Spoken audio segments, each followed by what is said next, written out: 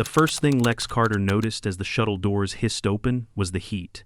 Dry, clinging, and weirdly sweet, like someone had sunbaked a fruit salad and then pumped the air full of pepper. Xellari 4 was every bit the Deathworld people warned about, but the Interplanetary Command's travel department hadn't exactly left room for choice. Lex stepped out 2 days late, mildly dehydrated, wearing a wrinkled Earth Defense hoodie, and carrying a duffel bag crammed with protein bars, resistance bands, a sad-looking foam roller, and at least 17 different kinds of muscle tape. The Xellari receiving officer, a towering biped covered in dark, overlapping scales, took one look at him, then quietly typed something into a datapad. Probably a memo to fire whoever approved Lex's clearance. "Name," the officer grunted. "Carter, Lex, Sergeant, Earth Defense Force." Lex squinted into the alien Sunday. "Sorry I'm late. Transport delay, mild atmospheric interference, and I forgot to set my sleep cycle forward." The officer blinked his nictitating membranes slowly. "You missed 3 tactical briefings, 1 interspecies ethics roundtable, and the ceremonial exchange of the 12 shivs of command." "Yeah," Lex said. "Big week." His quarters were smaller than expected: 1 cot, 1 hygiene pod, and a desk with a welcome tablet blinking in untranslated glyphs, but Lex had slept in worse. He downed 2 liters of electrolyte solution, peeled off the hoodie, and passed out for 10 hours. By the next morning, his body felt like it had been cooked medium well. The gravity on Xellari 4 wasn't crushing, but it was dense enough to make every movement feel like wading through soup. Lex knew better than to push it without prep. Earth-standard warm-ups were a must. The central training hall resembled a cathedral, built by a species that thought gyms were sacred sites and also hated comfort. Giant banners of skin-tightened metal hung from the rafters, depicting victorious Xellari warriors strangling various alien fauna. Rows of spikes lined the walls. Lex, wearing athletic shorts and a band tee from a long-defunct Earth punk band, looked criminally out of place. Still, he jogged to a clear space, dropped his bag, and got to work. Neck rolls, shoulder circles, arm swings, spinal articulation drills, hip mobility, jumping jacks, glute activation with a resistance band. The Xellari started noticing around the time he got to grappler's butt bounce, a deceptively effective movement involving hip thrusts from a squat position, designed to fire up core and posterior chain musculature. Lex was halfway through the second set when a group of Xellari recruits actually stopped their combat drills to stare. Then came the laughter. Low at first chuffs of disbelief, hisses of amusement, but it grew. By the time Lex was doing bandit monster walks, one warrior had pulled out a data recorder to capture the routine. Another tried mimicking a jumping jack and almost tripped over his own tail. Lex pretended not to notice, though the flush on his neck wasn't entirely from exertion. Let them laugh. He needed this. Without warm-up, the high gravity was going to wreck his joints. Especially with the day's drill looming.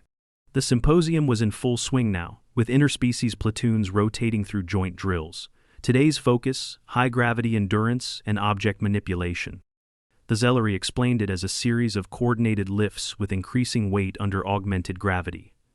Lex, however, had half heard it as group deadlift hour and mentally filed it under CrossFit with aliens.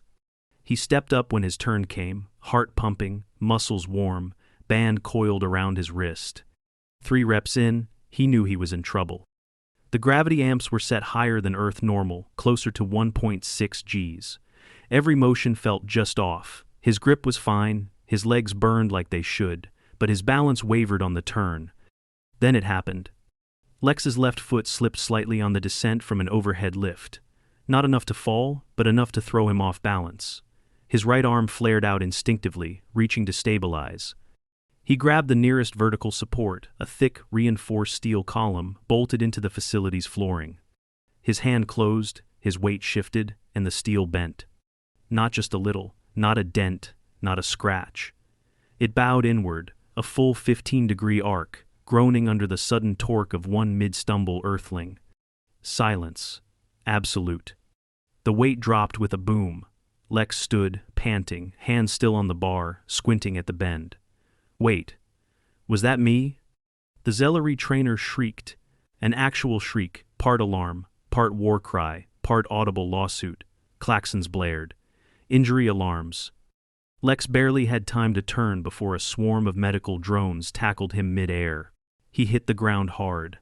One drone suctioned to his face with a diagnostic probe, another clamped a brace around his shoulder. The third calmly administered a tranquilizer, which Lex really hoped was Earth-compatible. "I'm fine," he tried to say, but it came out more like, "I'm fine?" as his vision blurred. He woke in medbay with his right arm immobilized, shoulder tightly wrapped in a sling device humming with localized electrostimulation. "You have partially torn the supraspinatus tendon," the attending physician, an elderly Xellari, with surprisingly gentle claws, stated flatly. "Your internal tissues are not hemorrhaging, but the strain is serious." Lex winced as he tried to sit up. "So, no deadlifting tomorrow?"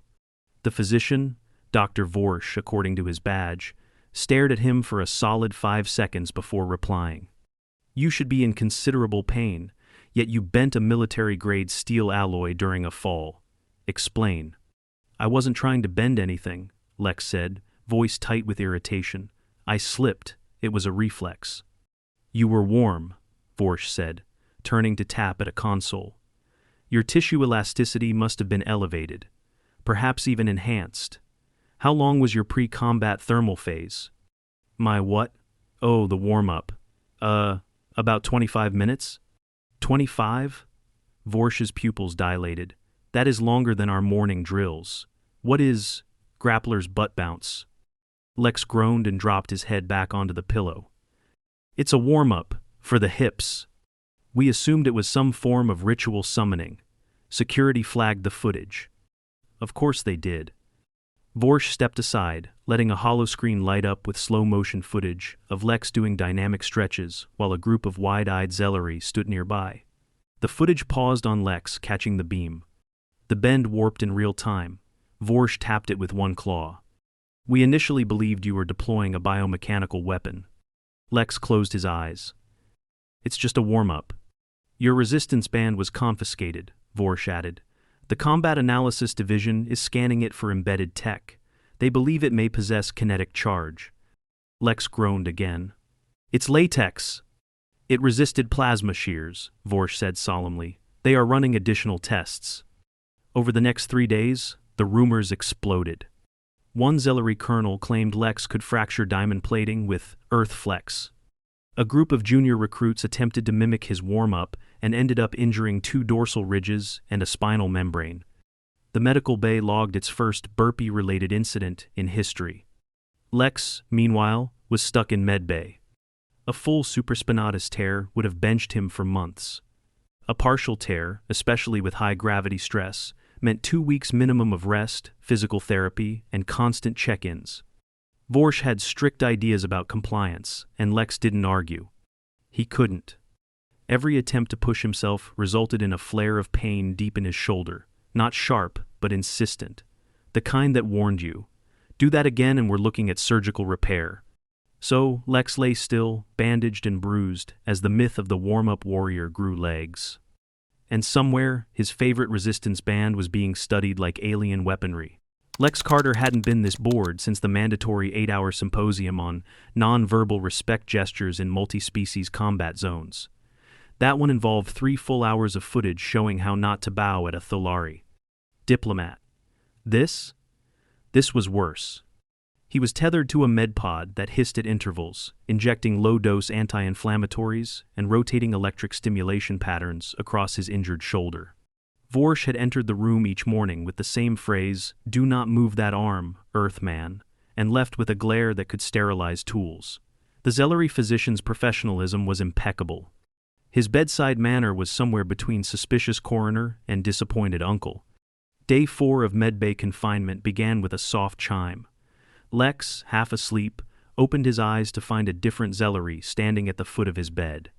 Taller than most, with scarred ventral scales and a rigid posture that screamed military, the newcomer studied Lex like he was a misfiled weapon. "You are Carter," he said. "Unless this is a weird dream, yeah. I am Commander Stren," he paused. "You bent a steel support beam using one arm." "Accidentally, while falling. I have reviewed the footage no fewer than 32 times. Stren narrowed his eyes. You were not falling. Lex pushed himself up slightly on his good elbow. Look, I'm not claiming I'm unreasonably strong. I'm just human. Sometimes we do stupid stuff, and our tendons pay for it. Stren gave no indication he heard that.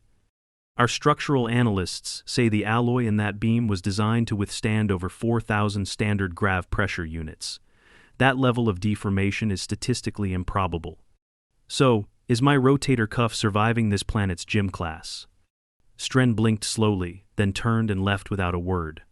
10 minutes later, Vorsh entered, carrying a holopad and a grimace. I informed command, you are not weaponized fauna, he said, without greeting. They are unconvinced. Lex reached for his water bottle. Any word on my resistance band? Vorsh ignored him, bringing up new scans on the pad. Your healing is progressing. The partial tendon rupture is showing expected cellular remodeling. No internal bleeding, no detachment. Still, you will not be cleared for full motion for another 9 Earth days. Lex sipped his water. If I promise not to bend any more support beams, could I at least stretch the other arm? Vorsh's eyes narrowed. Only under supervision. And no butt bounce. That movement nearly ruptured 2 Xellari neck membranes during a mimicry attempt. Lex winced. Oh no, did they try jumping jacks too? Vorsh scrolled silently. 3 of them, Lex guessed. 6, Vorsh said. 1 required neural sedative intervention. By the end of the first week, the rumors had grown tentacles. Lex overheard a med technician muttering about pre-combat kinetic rituals that realigned atmospheric pressure. A visiting alien observer asked if Earthlings always consumed protein-stabilized energy squares before attempting gravitational feats. Lex just stared until they left. Meanwhile, Medbay became a revolving door for warm-up injuries. A Xellari cadet pulled a dorsal ligament attempting a yoga pose she called the summoning circle squat. Another got his claws tangled in a makeshift resistance band built from compressed cargo netting. Vorsh put his foot down literally, on a band that someone smuggled into Medbay and declared all unsanctioned earth wriggling forbidden without proper anatomical maps. Lex tried not to laugh. It hurt his shoulder. Still, despite his injury, something shifted. When Lex was finally permitted into the rehab pool gravity neutral, saline-adjusted water where he could perform light mobility drills without load, he found himself alone at first. But on the 3rd day, Stren entered the chamber silently, stretching with short, robotic motions. Lex glanced over as he rotated his left arm gently. Stren grunted. Do not instruct me. I wasn't going to. I watched 3 hours of recorded Earth movement footage last night. Lex exhaled. Did you watch the one where I got stuck trying to demo a lateral bear crawl on a moving treadmill? No. Good. Yes. Sol. Stren grunted again. Then, stiffly, he raised one arm and began mimicking Lex's shoulder mobility drill. Lex blinked. You're doing scapular retraction. That's actually pretty good. Stren hissed through his nostrils. This pain preparation technique. It enhances tissue pliability? Yeah. Less injury. Better performance. It's not magic. Stren didn't answer, but kept moving. Back in his room, Lex tried not to feel stir-crazy. His days were split between brief, slow therapy sessions, band-resisted leg drills, upper body isometrics, and more water than he thought possible to consume without drowning. By day 10, he could sleep on his side again. By day 11, he could raise his right arm past 90 degrees without feeling like something was detaching. And through it all, the stories spread. A security officer nervously asked if resistance bands were coiled predators in stasis. One overzealous recruit asked if Lex could liquefy polymer with his Earthflex. The training facility installed signs near the remaining. Support beams. Do not grasp, unless authorized.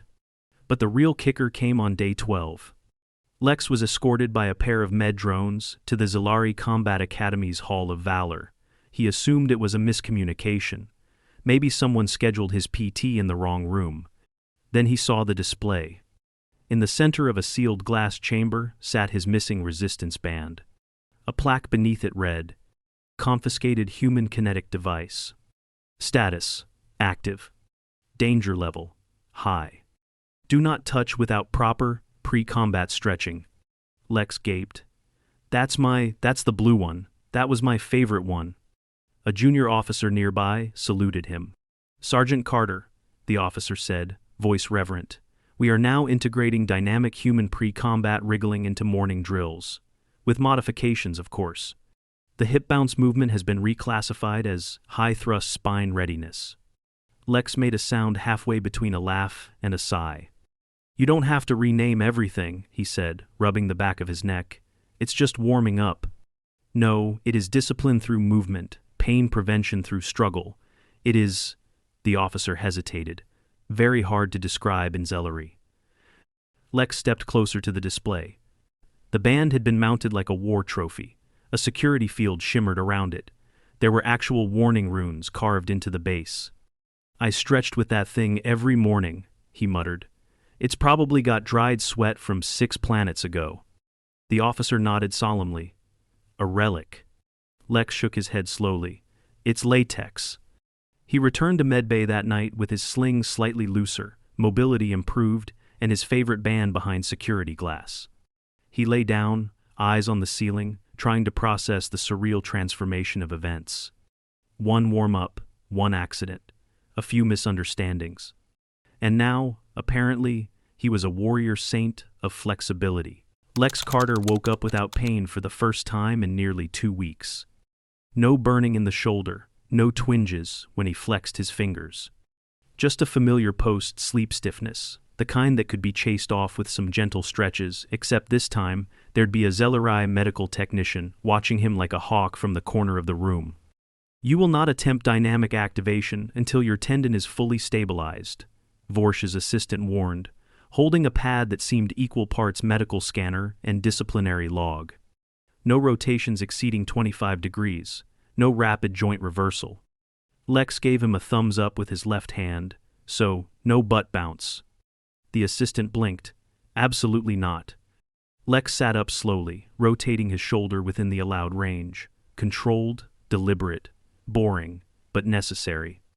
Everything had to rebuild mobility first, then strength, then functional capacity.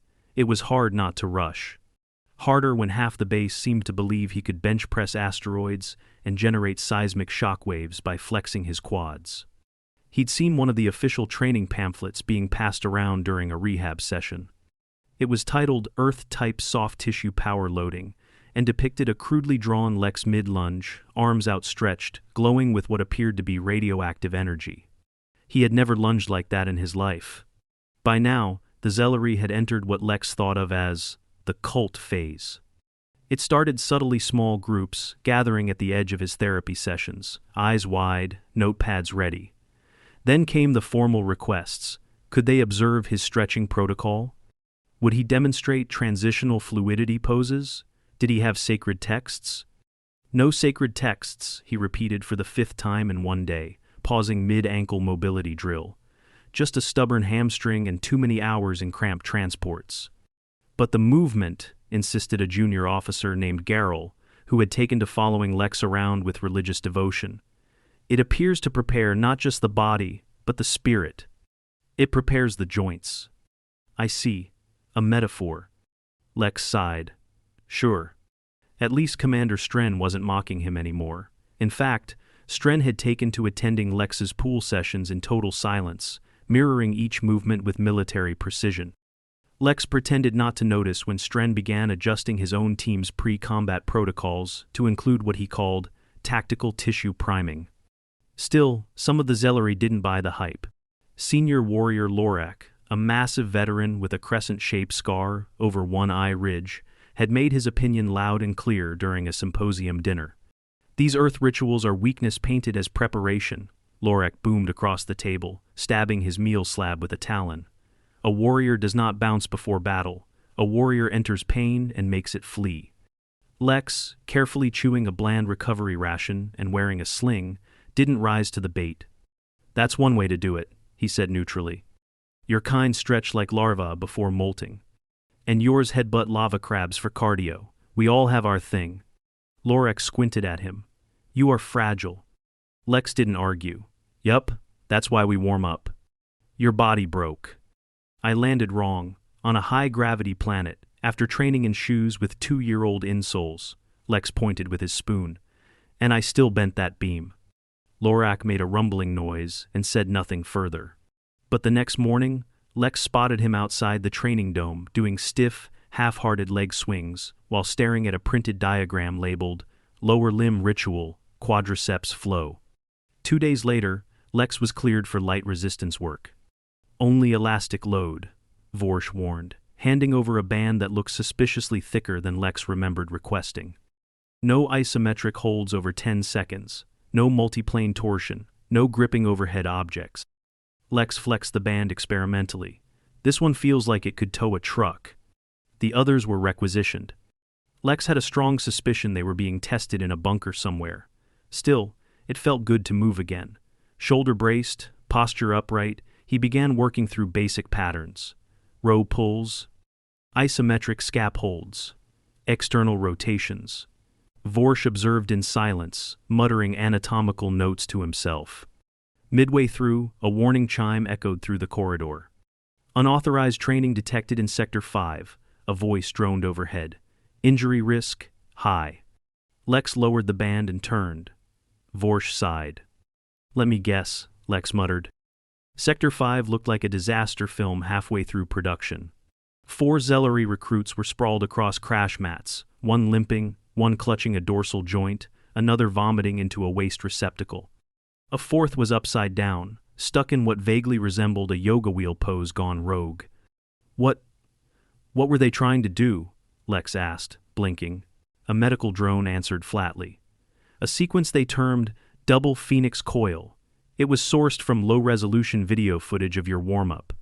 Lex stared at the struggling recruits. That's just arm circles with a twist. They added high-gravity inversion and an overhead bounce maneuver, the drone replied, to honor your fall bend triumph. Okay, nope, I need to have a talk with somebody. The base commander finally summoned Lex 2 days before his medical discharge.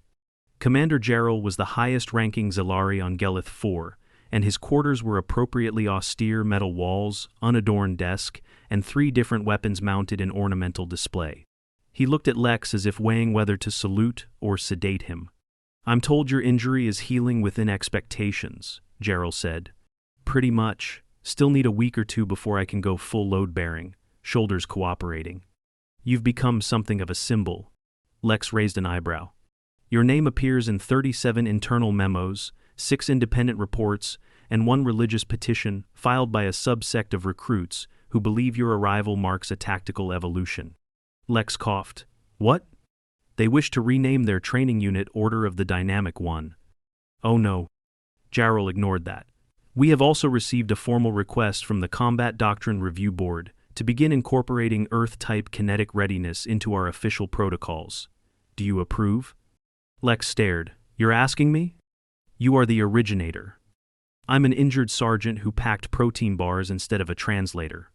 Jarrell regarded him with a kind of baffled admiration. Your people confuse me. Lex grinned, finally. Yeah, us too. The day before his discharge, Lex was allowed to return to the central training hall. Not to train, just to observe. But what he saw stopped him cold. Rows of Xellari recruits disciplined, focused, deadly, moving through a warm-up sequence that included hip rotations, arm swings, deep squats, even a few tentative jumping jacks. Someone shouted, cadence counts in Xellari dialect. A line of instructors corrected posture with the care usually reserved for combat technique. And, at the front, leading them all, was Commander Stren. He didn't smile, didn't show emotion at all, but he moved through the sequence with intention, respect. Lex, leaning lightly on his recovery sling, stood in silence. For the first time since arrival, no one laughed. Not even once. Lex Carter sat on the edge of the medbay bed, carefully wrapping the last of the kinesiology tape around his shoulder, now healed enough for full mobility. The joint felt sturdy again, sore but strong, the kind of soreness that told him he was ready. The arm brace lay on a nearby shelf, folded like a retired exosuit. Vorsh stood at the foot of the bed, scanning the final readouts with a grim expression that, for a Xellari, probably passed as wistful affection.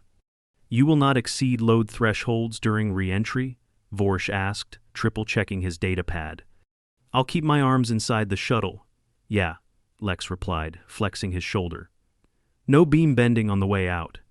Vorsh grunted, unconvinced. Your tissue metrics have stabilized.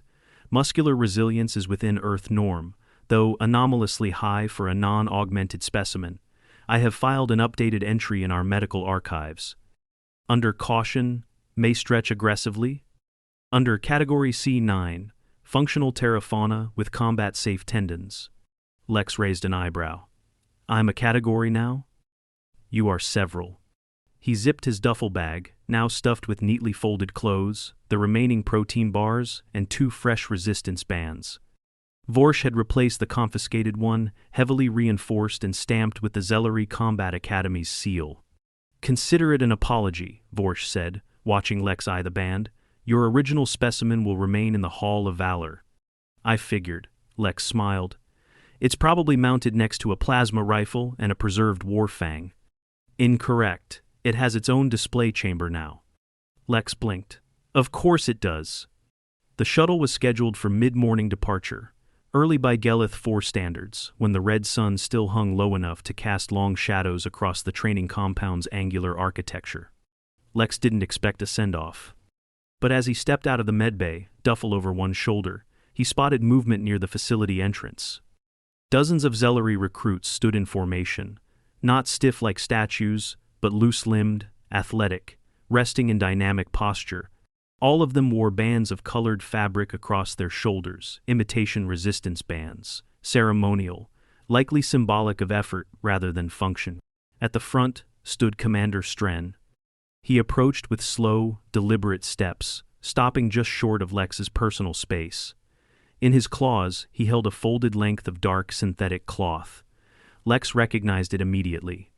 His original band T, the Faded One, with the Angry Bear logo cleaned, pressed, and patched. We studied the emblem, Stren said solemnly. We believed it represented an ancient predator from your world, one who growls while lifting. Lex blinked, caught off guard. It's a band shirt. From a punk group. Rage Cub. They broke up after 2 albums. We thought as much, Stren replied, deadpan. Still, it suits you. He held the shirt out. Lex took it, more touched than he was ready to admit. You honor us, Stren said, voice low. Even in failure, your resilience commanded respect. Pain was your teacher. You listened. Lex tilted his head.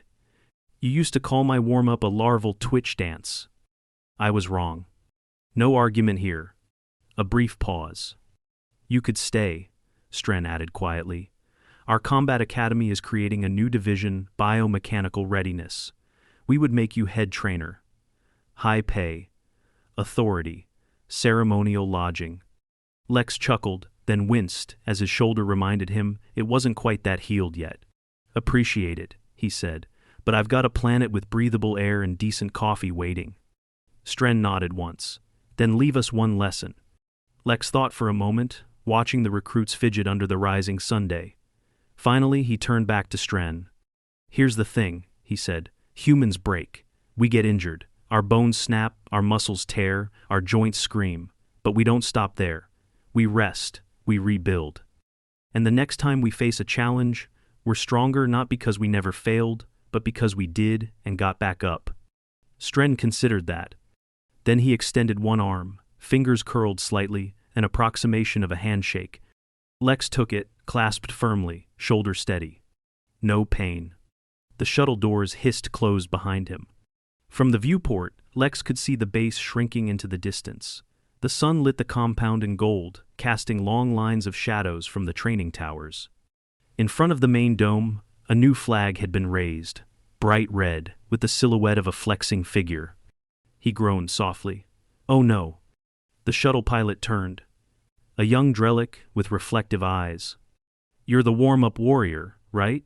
She asked. Please don't. I heard you bent a neutron pipe with a sneeze. Absolutely not. And that your kinetic bands can detect fear. Only if they're pink. She laughed. You leaving behind any new techniques? Lex shrugged. Apparently, monster walks are the new meditation. The Drellic made a note on her pad. Adding that to the rumor list. He leaned back, exhaling slowly. His shoulder ached faintly, the good kind. He'd be back to full training in another week or so. Earth standard. Slow, controlled, smart. He looked down at the new resistance band resting in his lap. Emblazoned in Xellari glyphs was a translation plaque tucked beside it. The path of strain leads to power. Lex snorted. Close enough. The shuttle banked gently, leaving Gelith 4 behind. Back on the surface, beneath the Hall of Valor's newly installed spotlight, a small plaque sat beneath a sealed display case. Inside, a single blue resistance band coiled in a loop, protected behind shatterproof glass. The sign read, Earth Kinetic Artifact. Recovered from Sergeant Lex Carter, following the beam incident. Warning. Do not touch without proper priming. Property of the Xellari Combat Academy. Authorized access only with completion of Phase Warm 1. Dynamic initiation flow. And beneath that, scrawled in smaller glyphs added by an anonymous cadet. Stretch before war, always.